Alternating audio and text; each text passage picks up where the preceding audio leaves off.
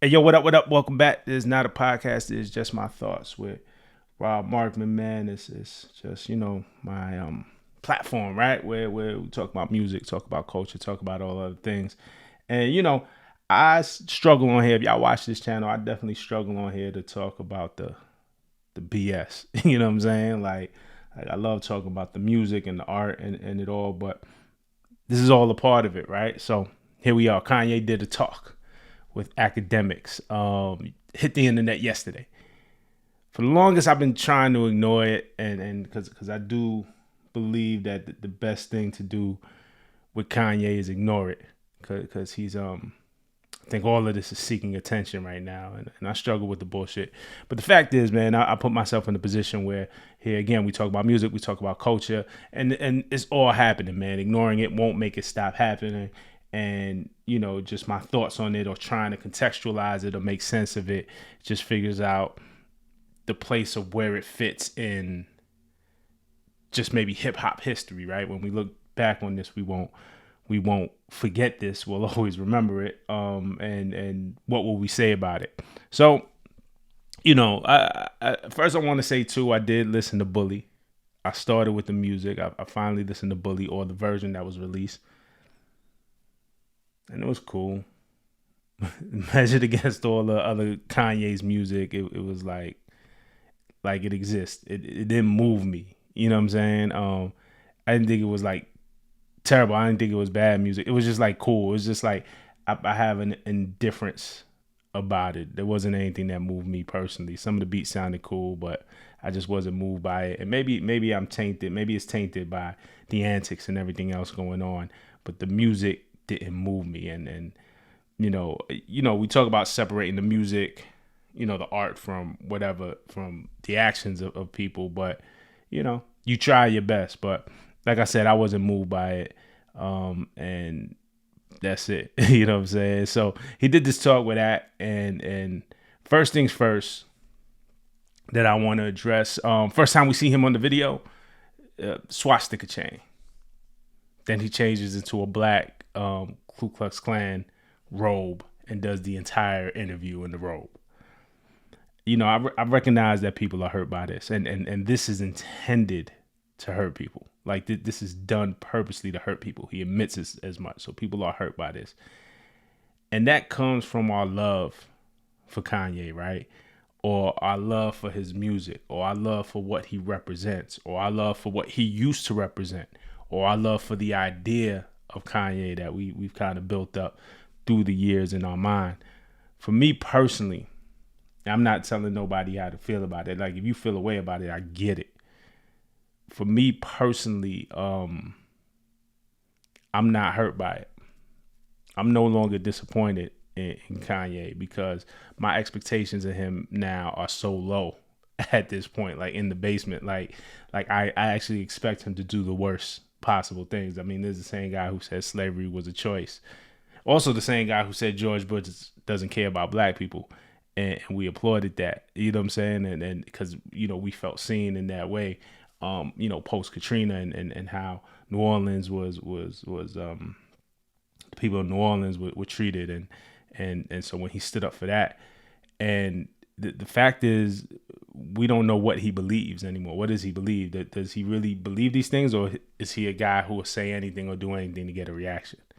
And for me, at least at this point in his career and with everything he's doing, it feels like the former. He's going to do anything. I mean, it feels like the latter. He's going to do anything to get a reaction. So I'm no longer disappointed because my expectations are low. I have no expectations of him. I actually expect him to do the worst possible things every time to garner a reaction. During the talk, he actually said about the chain, he said, this is the quote, "It's magnetic where people get mad and start exposing themselves." So he's purposely doing it to be triggering, just like he seems to be hurt about the reaction that he got from wearing the Trump hat, the MAGA hat. And, guys like John Legend and people who maybe spoke out against that, or who definitely spoke out against that. So, the chain, the swastika chain is magnetic where people get mad and start exposing themselves. So purposely to get people mad, get people riled up so he could quote unquote see who's who, whatever. And he talks about the whole idea of that in the Robe. The whole idea is no matter what, I'm not going to back down. The idea of doing the swastika chain is to ruffle some feathers. That's a direct quote. It's to ruffle some feathers. All right, bro. You know what I'm saying? Kanye used to get us to react to things, used to get...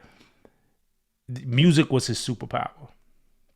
Man, he put out a record. Man, you hear that new Kanye record? Yo, you heard that new Kanye album? Yo, man, and when the music's not doing it now, it's the antics. Anything to get a reaction. Anything to get a headline. That's what it feels like. He also said, I'm wearing they pain. Talking about Jewish people specifically, right? I'm wearing they pain, but they get to promote and profit off of our pain. So, you know, making the equation of wearing they pain, swastika, Jewish people pain, wearing they pain, but they get to promote and profit off of our pain. How the music industry promotes and profits off of black pain through rap music. It makes sense. He says some things that make sense, and that's the trick part for a lot of people, right? It's like he might say something that resonates with you. You know what I'm saying? Like, damn, what that is true, and you know that is an issue. We've talked about it before. We've had this discussion as a culture before. Like, what responsibility do the labels have? Do executives have for artists who are overdosing, who are really promoting drugs in their music and violence in their music? And where's the balance? And you know, is there a responsibility? And if so, where is that responsibility lies? So that he'll say things like that make sense, right? I'm wearing they pain, but they get to promote and profit off of our pain. And then it'll get some people riled up, right? Like, it'll make a little bit of sense, and they'll be like, word, that's right. And that is a problem. We can acknowledge that problem. But man, what are you doing about it? Like, you sitting here being provocative, but what are you actually really doing about trying to stop the profit off of our pain? Like, what are you really doing about that? You know what I'm saying? And that's the part that where I think where it's like, okay, well, how genuine is this remark? How genuine is this feeling? You can add the feeling and you could do all that, but you claim to be this all powerful, and what are you doing about it? You know what I'm saying? But now to the headline, where the headline is of this video: jealousy, right? He said it, man. He said, look, man, he's jealous of Drake, he's jealous of Travis Scott, he's jealous of Kendrick, he's jealous of Cardi, he's jealous of Virgil, he's jealous of Jerry Lorenzo. These are all things that he said within this talk. So Virgil, Don C, Jerry Lorenzo, they're not supposed to grow. He's mad because they used to work up under him, and Virgil went to work for Louis Vuitton. Jerry Lorenzo got his own thing going on. Don C had whatever he had going on. He had some deals and stuff outside of Ye.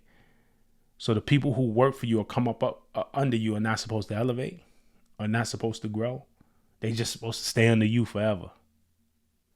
You know what I'm saying? When Ack asked him about talking down on Virgil after he died, he said, there's a direct quote, he said, I'm evil. I'm an evil person. You know what I'm saying? He started calling Virgil the F word and all of this. And he said, it's because I'm evil. Man, it's all performative. He said they be using my shop and then they be running off, is another direct quote. Bro, people help to write your rhymes. People help to make your beats. People help to design your clothes.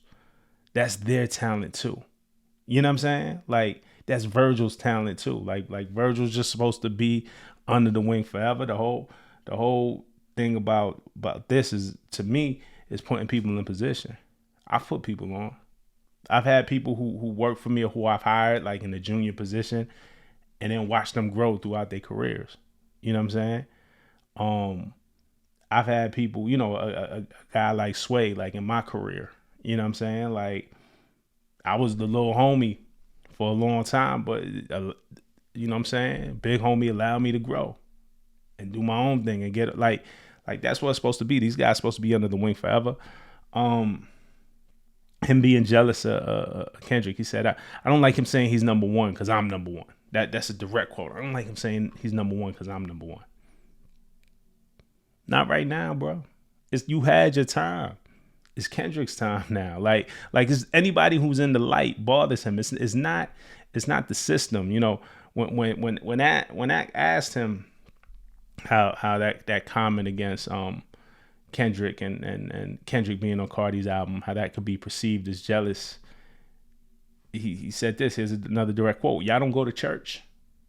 God is an angry God. God is a jealous God. And I'm the closest thing to God on earth. And I act just like how God acts. Yes, I was jealous Kendrick was on Cardi's album.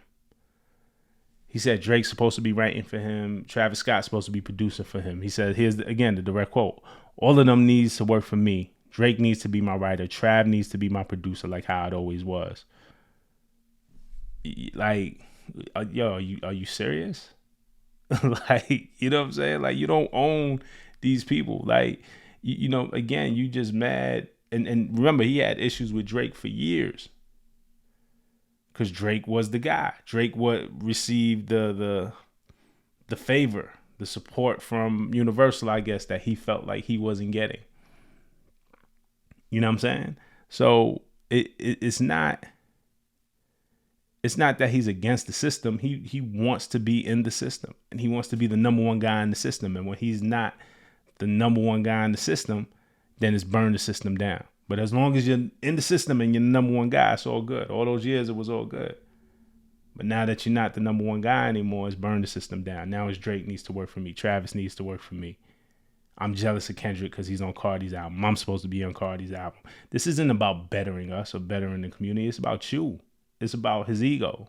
You know what I'm saying? Like comparing himself to God. He said, man, Virgil going to LVMH, the black situation don't change. It didn't. Kamala, the vice president, the black situation don't change, or the world situation, period. Obama being the president, the world situation don't change. Again, truth in that, right? Doesn't change the overall condition. But Kanye, what have you done to change shit? How are you going to change shit? You gave us music we like. You gave us clothes we like. You gave us sneakers we like to wear. Cool. How did that change the world situation?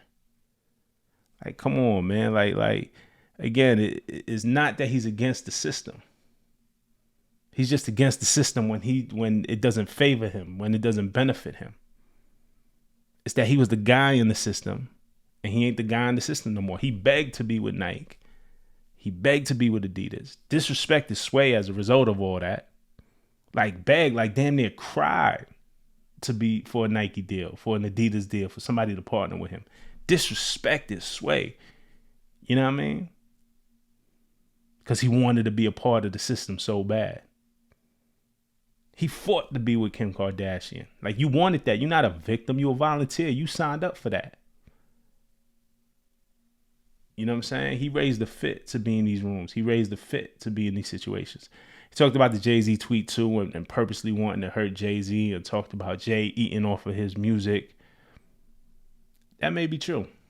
I mean, I know Jay ate off of his music, but as to what percentage Jay collects versus what Kanye collects, I don't know. Clearly, Jay-Z ate off of his music. He was the boss. He was the head. Jay-Z, one of the heads of Rockefeller, the head artist, one of the heads of Rock Nation, put the whole thing together. Yeah, he eats off your music. Same way you ate off of Big Sean. Same way you ate off of Cudi. What did Big Sean do to you?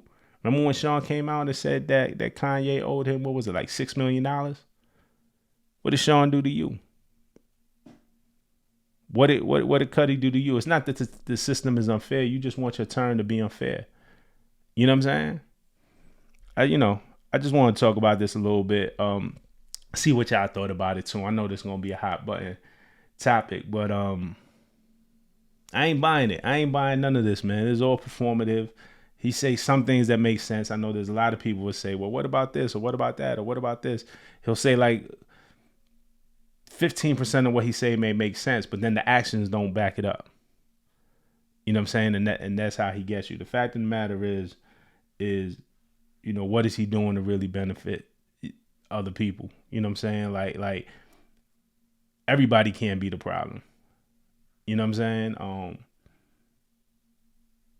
Something really wrong with this guy, man. Like I really believe that. I don't know what it is. I'm not gonna sit here and diagnose him, but he knows what he's doing too. You know what I'm saying? Like, it ain't all, there's people who need help mentally, emotionally, and don't have the resources to do it. So whatever help he needs, he has the resources to get it.